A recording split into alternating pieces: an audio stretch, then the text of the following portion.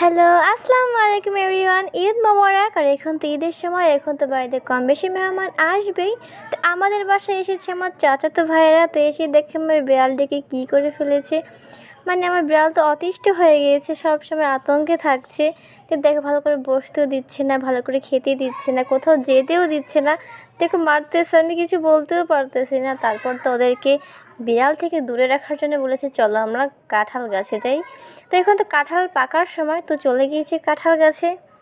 তো যেই দেখি একটা ছোট একটা কাঁঠাল পেকে গিয়েছে, তারপর ওরা তো সবাই মিলে পেরে এনেছে। দেখো কিভাবে সবাই গোল হয়ে বসেছে খাওয়ার জন্য। এই গাছের কাঁঠাল খুবই মিষ্টি। তারপর সবাই তো কাড়াকাড়ি করে খাচ্ছে। মানে এভাবে খাওয়ার আনন্দটাই আলাদা।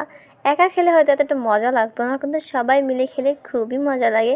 আমি অবশ্যই খাইনি, ওরা বলেছে কাঁঠালটা নাকি অনেক মিষ্টি। তো টাটা, বাই বাই, আল্লাহ হাফেজ।